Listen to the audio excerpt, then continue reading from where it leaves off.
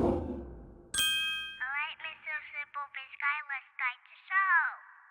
Hello, everybody, and thank you so much for tuning in to the SimpleBiz360 podcast. My name is Jeff Mason, and I'm your host for episode 253. So we're really excited about what's going to happen at episode 261.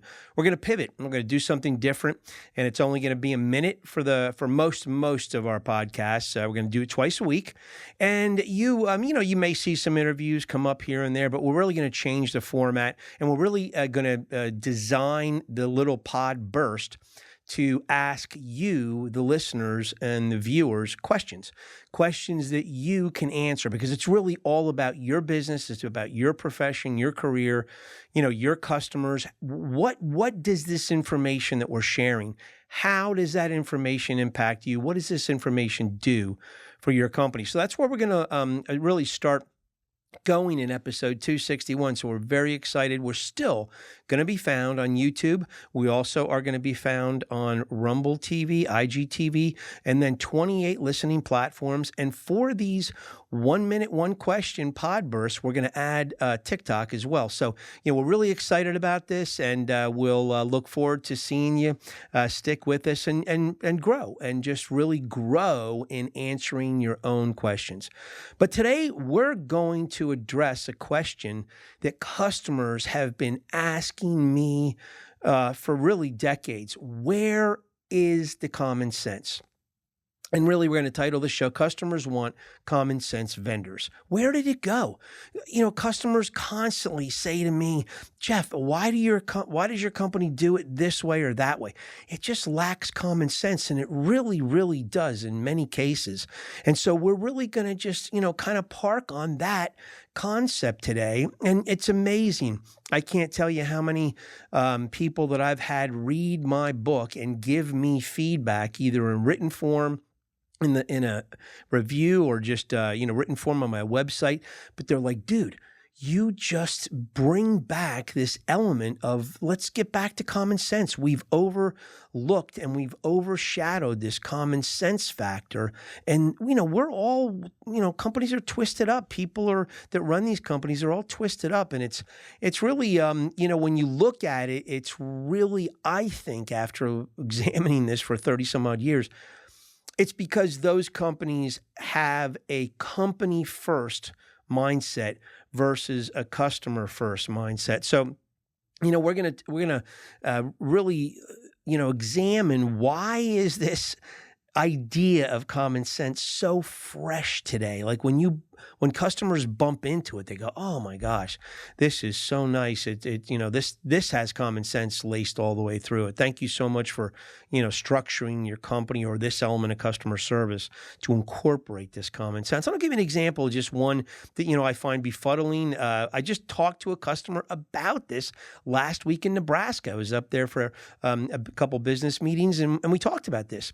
And here's the situation. Let's say you're shipping widgets, and you produce the widgets, and you've got 18 different flavors, and your customer orders 7 different flavors of these widgets, and you're back ordered on 6 of those 7 flavors. So you've got 1 unit of each flavor that when the new production comes in off the container or out from the factory, you're going to fulfill these back orders as the vendor, right?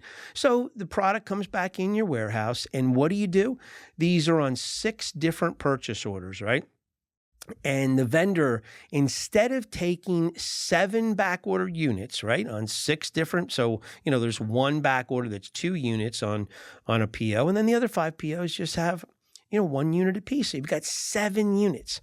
Now, why do these vendors take 1 unit to the floor of the distribution center, pack it in 1 box?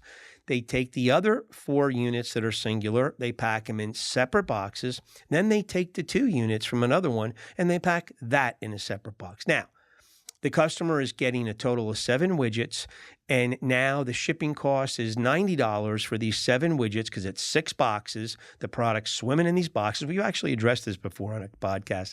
The product's swimming in these boxes. The cost is $90.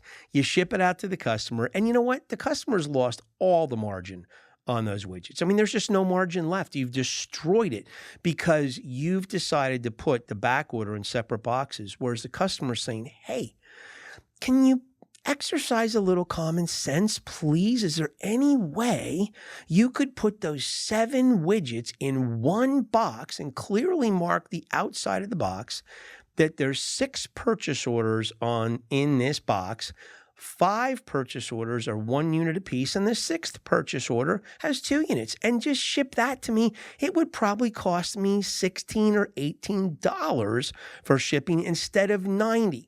So we've just, by lacking common sense from the vendor point of view, right, from the vendor side of the fence, we've just knocked $70 of profit off this guy's books because why?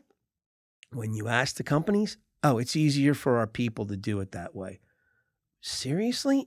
Common sense. Did you ever think of the receiver of these 6 boxes, Mr. Company? Did you ever think of the cost associated with it? Did you ever think the cost of a widget and the profit that you're, gouging this guy of because you're escalating the shipping costs from $16 or $18 to $90? Did you ever stop and think about the customer first and ask yourself a critical question?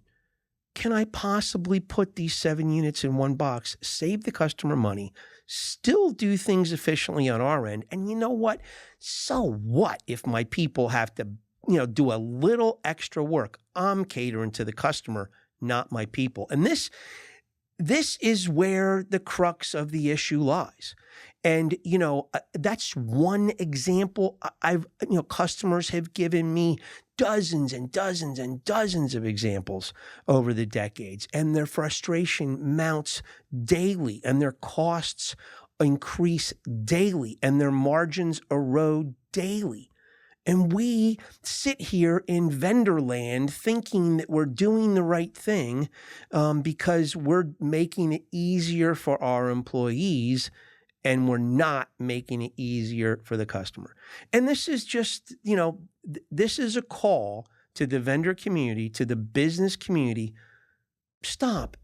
When you get in the boardroom together as a group, you've got all your management personnel together, bring up this concept of common sense. Examine all your little journeys, the micro journeys that are embedded in a transaction with your company. Are you implementing, are you recognizing the opportunities for common sense? I mean, it sounds profoundly simple, and it is, but we've overshadowed it, we've overlooked it.